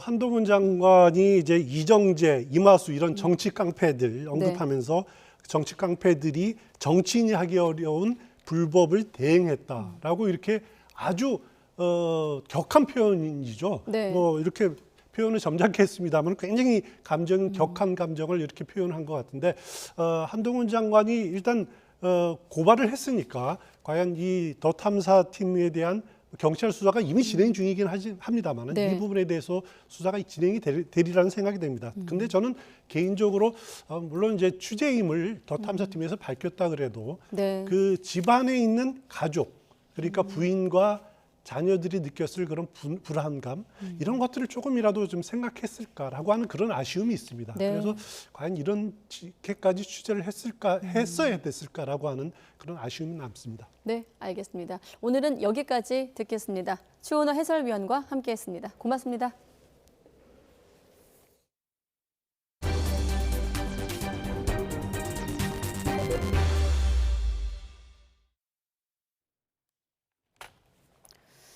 네, 어제 강원도 양양에서 헬기 추락 사고로 숨진 5명 가운데 여성 2명의 신원이 지문을 통해서 확인됐습니다. 국토부 등 관련 기관들의 합동 조사도 시작이 됐는데요. 사고 헬기의 블랙박스는 없다고 합니다. 취재기자 연결해서 좀 더 알아보겠습니다. 오태인 기자. 네, 전국부입니다. 네, 우선 추락 헬기 함께 타고 있다가 사망한 여성 2명의 신원 확인됐습니까? 네, 강원도와 경찰은 두 사람이 경기도에 사는 56살과 53살 여성이라고 확인했습니다. 경찰은 두 여성이 헬기를 타기 전 탑승했던 승용차에 남은 지문을 채취해 신원을 특정했습니다. 앞서 경찰은 CCTV 분석 등을 통해 여성 2명이 헬기 관계자 지인인 것으로 파악했습니다. 다만 헬기 이륙장 탑승자가 바뀌었을 가능성에 염두를 해두고 국립과학수사연구원의 유전자 긴급 감정 결과까지 지켜본 뒤 신원을 최종 확정하기로 했습니다. 숨진 여성 2명의 신원이 사실상 확인되면서 양양군은 사망자 5명의 유가족을 대상으로 전담 공무원 5명을 선정해 이들이 머무를 장소 등을 지원하고 있습니다. 이와 함께 양양공항 항공정보실에 탑승 인원이 2명이라고 보고한 비행 계획과 달리 3명이 더 탑승하게 된 이유에 대해서도 본격적으로 조사가 이루어질 것으로 보입니다. 경찰은 미신고 탑승에 대해 규정 위반 여부 등을 수사할 계획입니다. 네, 그리고 헬기 추락 원인 조사도 시작이 됐다고요? 네, 국토교통부 항공철도사고조사위원회는 오늘 오전 9시부터 경찰, 소방 등과 함께 조사를 벌이고 있습니다. 사고위는 헬기 추락 원인을 정밀 분석하기 위해 현장에서 잔해의 위치와 모습 등을 확인했습니다. 헬기 결함이나 조종 미숙 등 모든 가능성을 열어놓고 조사한다는 방침입니다. 사고 원인 규명 핵심 단서인 블랙박스는 설치되지 않은 것으로 알려졌습니다. 헬기 운영업체 측은 사고 헬기는 여객용이 아니라서 블랙박스를 설치하지 않았다고 경찰에 밝혔는데요. 이 때문에 확실한 사고 원인을 밝히기까지는 오랜 시간이 걸릴 것으로 보입니다. 이와 함께 강원도도 도내에서 운영하는 지자체 임차 헬기에 대해서도 안정성 점검에 나섭니다. 김진태 강원지사는 오늘 오전 기자간담회에서 지자체가 운영 중인 임차 헬기의 안정성 점검에 나설 예정이라고 밝혔습니다. 강원 지역 18개 시군은 산불 진화 등을 목적으로 임차 헬기 9대를 운영하고 있습니다. 사고 헬기를 포함해 70년대에 제작된 기종이 4대이고 2대는 80년대, 3대는 90년대에 제작된 것으로 파악됐습니다. 지금까지 전국부에서 전해드렸습니다. 네, 강원도 양양 헬기 추락 사고 관련해서 전문가와 함께 이야기 조금 더 나눠보겠습니다. 유태정 극동대 헬리콥터 UAM 조종학과 교수 모셨습니다. 교수님 나와 계십니까? 예, 안녕하십니까? 네, 안녕하십니까. 사고 관련해서 2명의 신원을 확인했다는 점, 그다음에 합동 조사가 시작이 됐다는 점은 앞서 오태인 기자와 함께 정리를 했고, 사실 들으신 대로 조사가 막 시작한 시점이라 좀 어떻게 사고가 났을지 좀 가능성을 짚어보는 수준에서 질문을 드리겠습니다. 일단 저희가 파악하고 있는 내용으로는 추락한 헬기가 1975년 제작이 됐고 기체 연령이 47년이다. 그러니까 노후 기체 결함 가능성을 좀 보고 있는데 교수님은 어떻게 파악하고 계십니까? 예, 먼저 이번 헬리콥터 사고로 고인이 되신 분들의 명복을 빕니다. 네. 정말 안타까운 사고가 또 발생을 했는데요. 국내 헬리콥터 사고가 지난 15년간 사고를 보면 평균 연간 두 건에서 3건 정도가 발생이 되고 있습니다. 그래서 예. 올해도 지난 5월에 산불 진화 중에 사고가 있었고 현재 조사가 진행 중인 것으로 알고 있는데요.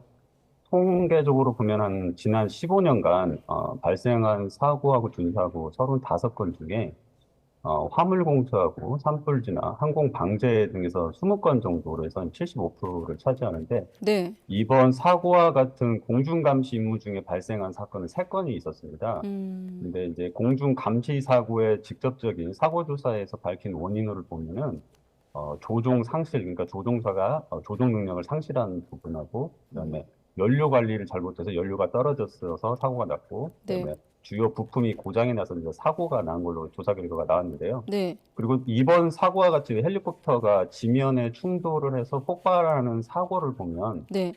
통상적으로 조종사가 앞비상에 조우를 해서 아까 말씀드린 조종 능력을 상실한 경우 네. 그리고 이제 고압선이나 장애물에 충돌을 해서 조종성을 상실해가지고 지면에 충돌해서 네. 폭발 사고가 나는 경우 그리고 페일로타 등 이제 주요 그 조종 성능에 영향을 미치는 그런 부품이 고장이 나서 발생되었을 때 이제 일어나게 되는데 네. 이러한 것을 종합적으로 봤을 때 단순하게 노후된 기체로 인해서 기체 결함에 의해서 발생됐다고 배제는 할 수는 없지만 또 네. 단정짓기는 또 어려운 상황이 아닌가 생각이 듭니다. 그렇군요. 지금 중요한 대목이기 때문에 한 번만 더 확인하면 교수님께서 지금 연료 관리 부분, 또 주요 부품 부분, 또 조종사의 능력 부분 말씀하셨는데 이 3가지 중에서 이번 사고와 좀 연결해서 본다면 어떤 점을 좀 중점적으로 봐야 된다고 보시는 건가요? 그래서 이번 사고 같은 경우에는 사실 이제 인근에 네. 제가 이제 어제 사고가 나서 기상을 먼저 한번 확인을 해봤는데 기상에는 사실 특이 사항이 없었습니다. 시정도 10km 이상이었고 구름도 높았고 바람도 5나트 내외 정도 되다 보니까 초속을 하면 2, 3m 정도되다 보니까 특별하게 앞비상이라고 볼 수는 없는 상황이다 보니까 그 조종사가 앞비상에 조우를 해서 사고가 발생했다고는 보기 어렵지 않나. 이제 그리고 두 번째로 이제 고압선이나 네. 이 인근에 제가 보니까 인근에 한 2.5km 정도 인근에 고압선이 위치하긴 하지만 그만큼 많이 떨어진 거죠. 그래서 그 장애물이 인근에 충돌할 만한 인공 장애물은 없는 것으로 좀 확인이 됐고 네. 그러다 보니까 단순한 장애물 충돌에 의한 그런 사고로 보기에는 또 단정 짓기 좀 어려운 것 같고 그러다 보니까 부품이나 아니면은 기타 다른 원인에 네. 의한 조종 상실이 있지 않을까 그런 생각이 좀 듭니다. 교수님 앞서 그 헬기의 노후화는 뭐 사고와는 단정 지을 수도 없다. 뭐 가능성도 있긴 하지만 단정 지을 수 없다 네. 이렇게 말씀하시긴 했는데 이 업체 측에서도 재정 연도가 오래됐다고 노후화된 건 아니다 이렇게 말하는 입장입니다. 근데 그럼에도 47년이 됐다고 하면은 그 헬기의 노후화에 대해서는 어느 정도 좀 짚어봐야 되는 거 아닙니까? 예, 맞습니다. 근데 헬리콥터 노후 문제는 사실 이런 사고가 발생이 되면 계속 지속적으로 제기가 되고 있는데요. 그래서 국토교통부에서 분류하는 노후 항공기 기준은 20년으로 보고 있습니다. 그래서 우리나라에서 운용되고 있는 민간 헬리콥터 약 50%가 네. 이 20년을 좀 초과한 것으로 나타나고 있는데요. 그런데 이제 단순하게 나이가 많이 들었다고 노후되었다는 것만으로 일률적으로 노후 항공기로 분류하는 건 약간 좀 행정 편의적 방식이 아닌가 좀 싶습니다. 그래서 이제 사람으로 보면 60대이신 분들이 건강관리를 잘하다 보면 신체 나이가 40대이신 분들도 있고 네. 반면에 또 40대이지만 관리를 잘 못해서 신체 나이가 또 60대, 50대, 60대 정도 나오는 분들도 있지 않습니까?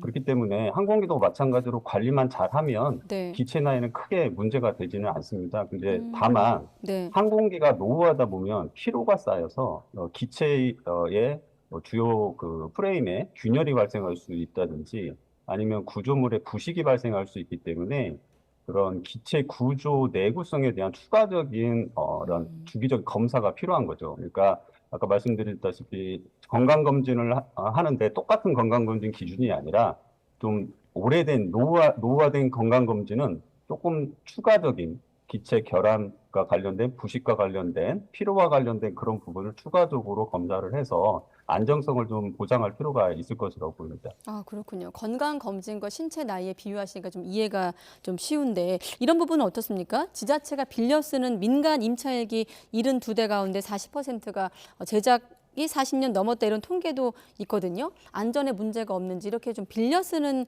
현실은 좀 개선할 필요가 없는 건지 함께 질문 드리면요. 현재 상황에서 기체를 지자체마다 보유를 하는 거는 사실 네. 좀 어려워 보이고요. 근데 이제 아까도 말씀드렸다시피 좀 전에 기력만 가지고 이거를 항공기를 좀 너무 오래 사용했으니 퇴역을 네. 시켜야 된다. 이런 생각은 좀 아까 말씀드렸듯이 좀 행정 편의적인 사고라고 생각이 들고요. 미국의 같은 경우에 미국 FAA라는 조직이 있는데 거기에서는 항공 조직에서 1991년에 그 노후 항공기 안전법이라는 걸 제정을 해서 항공기 부식과 손상 허용을 관련된 그런 정비 프로그램을 운용을 합니다. 그래서 네. 이 정비 프로그램을 통해서 인증을 받은 후에 운용을 하도록 되어 있고요. 그래서 현재 미국에서 운영하고 있는 그 산불 진화 헬기 중에서도 보면 1980년에 제작된 헬기가 실제 산불 진화에 투입이 되고 있습니다.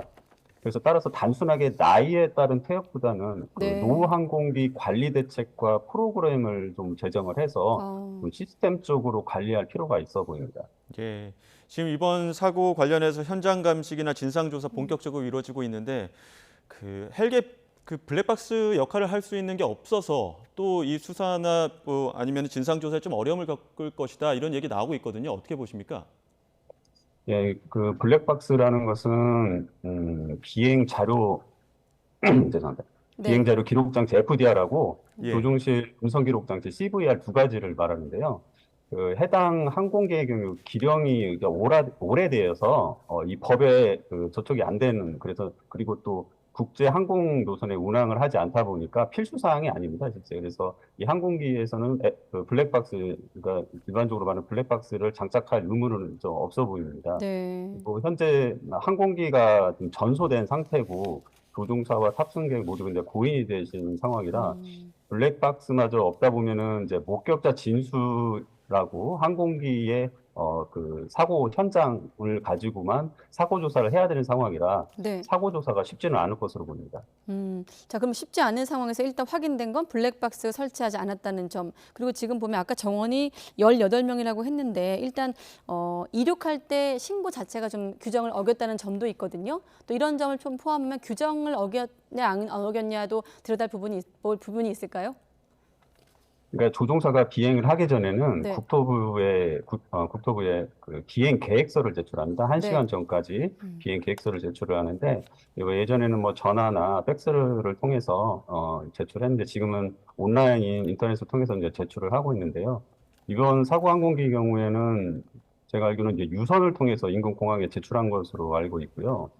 근데 이제 사고 항공기의 경우 통상 2명이서 그 임무를 지속적으로 좀 해온 것으로 그렇게 확인이 되었습니다. 그래서 네. 보니까 그래서 이제 2명이서 하다 보니까 기존대로 2명으로 제출한 것으로 보입니다. 근데 탑승 인원은 이제 항공기 이륙 중량을 산출하고 그다음에 사고 시에 또 인명 구조 등에서 필요하기 때문에 명확하게 적도록 법적으로도 되어 있어서 실제 탑승객하고 다르게 제출하는 것은 이제 종종 일어나는 일이라고는 볼 수 없을 것 같습니다.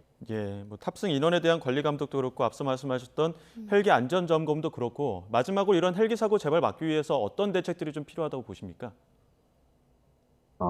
아직 뭐 이번 사고 이제 원인을 지금 밝히고 있는 상황인데요. 실제 이제 헬리콥터 사고의 70%, 80%는 조종사의 불안전한 행동으로 유발이 됩니다. 근데 이러한 이제 불안전한 행동이라는 거는 그 조종사의 담고 있는 그런 조직적인 문제, 네. 그다음에 관리자의 문제, 그다음에 내외부적 그런 환경이나 조종사의 뭐 상태 이런 다양한 잠재적 그런 위협들이 관여가 돼 있는 것으로 지금 보고가 되고 있습니다. 그래서 통상 이제 우리가 사고가 발생이 되면 명확한 원인을 찾는 데만 너무 집중을 하는데 네. 그러다 보니까 이번에는 또 항공기가 노후하다 보니까 노후 항공기가 이 사고의 원인이 아닌가라는 게 너무 좀 초점이 맞춰지는 게 아닌가 좀 싶은데요. 네. 그래서 노후된 항공기가 불안한 요인을 갖고 있는 건 사실이지만 그 단순하게 항공기 기력만으로 항공기를 뭐 퇴역시키는 쪽으로 뭐 방안을 수립한다든지 이런 것보다는 아까 말씀드렸듯이 미국의 사례처럼 노후된 항공기를 안전하게 관리할 수 있는 방안을 좀 수립을 해서 더욱 안전하게 운영할 수 있게끔 하는 게 좀 낫지 않을까 생각을 합니다. 예, 알겠습니다. 여기까지 듣도록 하겠습니다. 지금까지 유태정 극동대 헬리콥터학과 교수였습니다. 오늘 말씀 고맙습니다. 네, 감사합니다.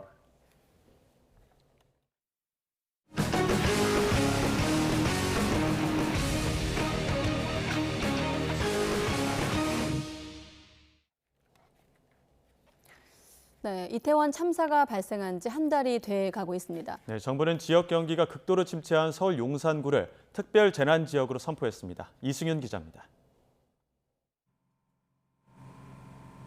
서울 이태원 지역은 지난달 29일 발생한 참사로 생기를 잃어버렸습니다. 반의 반 정도까지 생활하시는 분들만 약간 지나다니시는 그런 것 같아요. 그러니까 데이트하고 오시거나 놀러 오시거나 그런 분들은 거의 보는 것 같고. 전체적으로 안 좋긴 하죠. 이후로 계속 안 좋았으니까. 네. 외국인은 많이 좀 끊겼어요? 아무래도 옛날보다는 좀 안 좋죠. 급격한 상권 침체로 이태원 1동의 매출은 61.7%, 유동인구는 30.5% 감소했으며 이태원 2동의 매출도 20.3% 감소했습니다. 정부는 서울 용산구를 특별 재난 지역으로 선포하고 지역 중소기업과 소상공인 피해에 대한 특별 지원 방안을 심의 확정했습니다. 용산구가 소상공인 피해 확인증을 발급하고 지역 신용보증재단이 보증서를 발급하면 영업 결손액도 피해 금액으로 인정해 시중은행 대출을 받을 수 있게 됩니다. 또 소상공인 정책자금, 긴급경영안정자금과 지역 신용보증재단 등 정책자금의 금리와 보증료를 내리고 보증 비율은 높이는 동시에 대출 기한을 확대하며 만기도 연장했습니다. 긴급경영안정자금은 업체당 7천만 원까지 늘어나며 고정금리를 1.5%로 0.5%포인트 내리고 대출 기한도 3년 거치 4년 분할 상환으로 늘립니다. 재해 중소기업에 대한 지역 신용보증재단의 특례 보증은 업체당 최대 2억 원까지 보증되며 보증료를 고정금리 0.1%로 우대하고 보증 비율을 100%로 상향 조정합니다. 정부는 용산구청에서 피해 사실 확인서만 발급받아도 보증이 가능하다면 이번 특별 지원이 그동안 어렵게 버텨온 이태원 소상공인들의 경영난 해소에 조금이나마 도움이 되기를 기대했습니다. YTN 이승윤입니다. 정부가 대한석탄공사 산하 마지막 광업소 3곳을 2025년까지 차례로 조기 폐광하는 방안을 추진하고 있습니다. 기반 산업인 탄광이 문을 닫으면 지역 경제에 큰 피해가 예상되는 만큼 대체 산업 육성이 시급하지만 아직 갈 길이 멀어 보입니다. 송세혁 기자가 취재했습니다.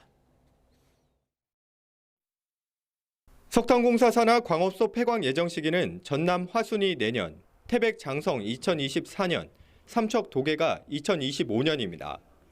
석탄 생산비가 원가보다 높다 보니 갈수록 적자가 눈덩이처럼 불어나고 있기 때문입니다. 노사정 협의체는 지난 3월 폐광 계획에 합의했고 최근엔 폐광 관련 예산안이 국회 상임위를 통과했습니다. 예정대로 광업소 3곳이 문을 닫으면 국내에는 민간이 운영하는 삼척 경동광업소 단 한 곳만 남게 됩니다. 산업화의 1등 공신으로 한때 300곳이 넘었던 탄광이 사실상 역사의 뒤안길로 사라지게 되는 겁니다. 폐광이 가시화하면서 탄광 지역 주민들은 지역 소멸이 가속화되는 것은 아닐까 노심초사하고 있습니다. 장성광업소가 폐광을 하게 되면은 우리 지역의 경제적 비율이 차지하고 있는 게 약 25% 정도 되는데 상권이 붕괴되고 급격한 인구 유출로 인해서 지역이 피폐화되면서 지역의 공동화 현상이 우려됩니다. 실제로 강원도가 연구 용역으로 분석한 결과 탄광 3곳이 문을 닫으면 3천여 명이 일터를 잃고 경제적 피해 규모는 10조 원이 넘는 것으로 나타났습니다. 지자체들은 탄광을 대신할 신소재와 신재생에너지 산업 등 대체 산업 찾기에 나섰지만 열악한 교통망과 부족한 예산 등이 걸림돌입니다. 정부 관련 부처와 어떤 지역의 성장 가능성을 둔 다양한 사업에 대해서 협의 중에 있습니다. 아무래도 지역적으로 굉장히 한계성을 많이 갖고 있는 지역인 만큼 정부의 정책적인 배려가 반드시 필요하다고 봅니다. 정부 주도로 석탄 산업의 구조조정이 본격화한 지 30여 년. 폐광 지역 회생을 위해 폐광 지역 개발 지원 특별법과 강원랜드를 만들었지만 여전히 침체의 악순환을 벗어나지 못한 폐광 지역들이 또다시 큰 위기를 맞고 있습니다. YTN 송세혁입니다. 오늘 오전 10시쯤에 서울 가산동 한국건설생활환경시험연구원 연고동 건물에서 불이 나 2시간 20여 분 만에 꺼졌습니다. 건물 안에 210여 명이 있었지만 모두 무사히 대피했고 불은 다른 층이나 건물로 번지지 않았습니다. 오늘 새벽 6시 50분쯤 인천 상곡동에 있는 아파트 옆 이면도로에서 60대 마을버스 운전자 A씨가 우회전하다가 40대 여성을 치어 숨지게 하는 사고가 났습니다. 경찰 조사에서 A씨는 피해자가 사각지대에 있어서 미처 발견하지 못했다고 진술한 것으로 전해졌습니다. 네, 월드컵 중에도 이런저런 화제가 있었고 빈살만 왕세자의 방한으로 사우디아라비아에 대한 관심이 높아지고 있습니다. 사우디의 수도 리야드에서 축제가 시작되면서 이 관광 사업에 더 성과를 올릴지 주목됩니다. 김선희 기자가 보도합니다. 화려한 불빛이 사우디아라비아 수도 리야드의 밤하늘을 수놓습니다. 1,300개의 드론이 일제히 날아오르자 마치 불꽃놀이처럼 장엄한 빛을 뿜어냅니다. 사우디아라비아 최초의 전기자동차 출시를 기념하는 이벤트입니다. 방문객들은 인도, 멕시코, 스페인, 모로코 등 여러 나라의 전시회도 함께 감상할 수 있습니다. أول ما دخلنا تحس إنك مكان ثاني أبداً مو في السعودية كل منطقة أحلى من الثانية منطقة اليابان مرة حلوة تفاصيلها حلوة 사우디 정부가 관광객 유치 목적으로 기획한 축제에는 지난해에만 1,100만 명이 다녀갔습니다. 올해는 코로나가 사실상 막바지에 접어들면서 관광객은 더 늘어날 것으로 예상합니다. المدينة حقيقة شيء فوق الوصف، شيء خيال، شيء إبداع، جميلة. 미아드 시즌의 의상 행사에는 수백 명의 현지인이 영화 캐릭터로 분장하고 거리를 활보했습니다. 배트맨부터 해리포터까지 좋아하는 캐릭터로 변신하며 즐거운 시간을 보냈습니다. فرح جدا تسليط الضوء بهالطريقه بهالحجم والحضور والانجاز العظيم اللي صار في الموسم.